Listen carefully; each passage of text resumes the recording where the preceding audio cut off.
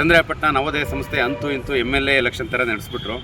ಆದರೆ ಒಂದೇನಪ್ಪ ದುರಂತ ಅಂದರೆ ಈ ಸಂಸ್ಥೆ ಕಟ್ಟಿದವರು, ಅಂದರೆ ಈ ಸಂಸ್ಥೆಗೆ ದಾನ ಮಾಡಿದವರು, ಆರ್ಥಿಕವಾಗಿ ದಾನ ಮಾಡಿದವರು, ಈ ಬಿಲ್ಡಿಂಗ್ ಕಟ್ಟಿದಂಥ ಮೂರೇ ಫ್ಯಾಮಿಲಿ, ಆ 3 ಫ್ಯಾಮಿಲಿಯಲ್ಲಿ ಒಂದು ಫ್ಯಾಮಿಲಿನ ಹೀನಾಯವಾಗಿ ಸೋಲಿಸಿದ್ದಾರೆ.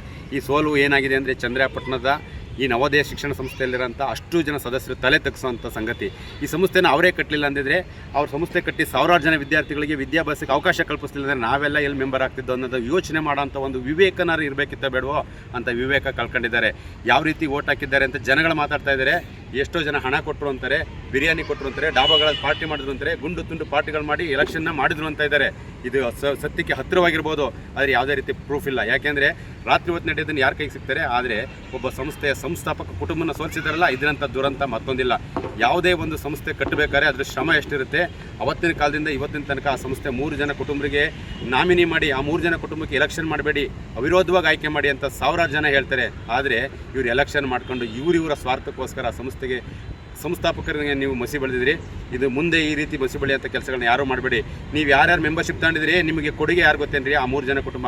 ನರಸಣ್ಣ ಇರ್ಬೋದು, ಶ್ರೀನಿವಾಸ ಅಯ್ಯಂಗಾರ್ ಇರ್ಬೋದು, ಸಂಜೀವ್ ಶೆಟ್ಟರ್ ಕುಟುಂಬ. ಆ ಕುಟುಂಬನೇ ಸಂಸ್ಥೆ ಕಟ್ಟಲ್ಲ ಅಂದ್ರೆ ನೀವೆಲ್ಲ ಎಲ್ರಿ ಮೆಂಬರ್ ಆಗ್ತಿದ್ರಿ? ಆದರೂ ತೊಂದರೆ ಇಲ್ಲ. ನೀವು ಸೋಲಿಸಿರೋದು ಈ ಸಂಸ್ಥೆನ ಸೋಲಿಸ್ದಾಗೆ. ಈ ಸಂಸ್ಥೆ ಕಟ್ಟೋರಿಗೆ ನೀವು ಒಬ್ರಿಗೆ ನೀವು ಕೊಡಲಿಲ್ವಲ್ಲ ಆ ಓಟನ್ನು ನಿಮಗೆ ಆತ್ಮಾವಲೋಕನ ಮಾಡ್ಕೊಳ್ಳಿ, ನಿಮ್ಗೆ ಏನು ಅನ್ಸುತ್ತೆ ಅಂತ. ಆಗಲಿ, ತೊಂದರೆ ಇಲ್ಲ. ಇವತ್ತು ಶಾಂತಿಯುತವಾಗಿ ಮತದಾನ ನಡೆಯಿತು. ಈ ಸಂಸ್ಥೆಯಲ್ಲಿ 2500ಕ್ಕೂ ಹೆಚ್ಚು ಜನ ಸದಸ್ಯತ್ವ ತಗೊಂಡ್ರು. ಅದರಲ್ಲಿ 2188 ಜನ ಬಂದು ಮತದಾನ ಮಾಡಿದ್ದಾರೆ. ಅದರಲ್ಲಿ 79 ಮತದಾನ ಕುಲಗೆಟ್ಟ ಮತದಾನ. ಅಂದರೆ ನಿಮಗೆ ಮತದಾನ ಮಾಡೋಕ್ಕೆ ಬರೋಲ್ಲ, ನೀವೆಲ್ಲ ಯಾಕೆ ಮೆಂಬರ್ಶಿಪ್ ತರ್ತೀರಿ? 79 ಕುಲಗೆಟ್ಟ ಮತದಾನ ಅಂದರೆ ನಿಮಗೆ ಮತದಾನದ ಯಾವ ರೀತಿ ಮಾಡಬೇಕು, ಎಷ್ಟು ಜನ ನಿಂತಿದ್ದಾರೆ, ನಾವು ಎಷ್ಟು ಓಟ್ ಹಾಕಬೇಕು ಅನ್ನೋದನ್ನ ತಿಳ್ಕೋಬೇಕು ತಾನೇ. ಅಂತ ತಿಳ್ಕೊಳ್ದೇನೆ ಥರನ ಯಾರೋ ತಂದು ಮೆಂಬರ್ಶಿಪ್ ಮಾಡಿಸಿ ಅವ್ರಿಗೆ ಓಟ್ ಹಾಕ್ಸ್ಕೊಳ್ಳೋಕ್ಕೋಸ್ಕರ ಗುಂಡು ತುಂಡು ಕೊಟ್ಟು ಇಟ್ಕೊಂಡಿದ್ದಾರೆ.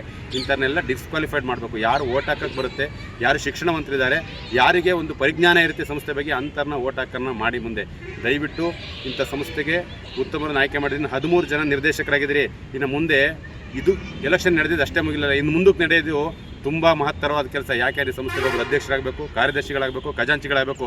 ಇದಕ್ಕಿನ್ನ ಯಾವ ನಿರ್ದೇಶಕರು ಎಷ್ಟೆಷ್ಟು ಡೀಲ್ ಮಾಡ್ತಾರೋ, ಯಾವ್ಯಾವ ರಾಜಕಾರಣಿ ಮನೆ ಬಾಗಿಲಿಗೆ ಹೋಗ್ತಾರೋ ಗೊತ್ತಿಲ್ಲ.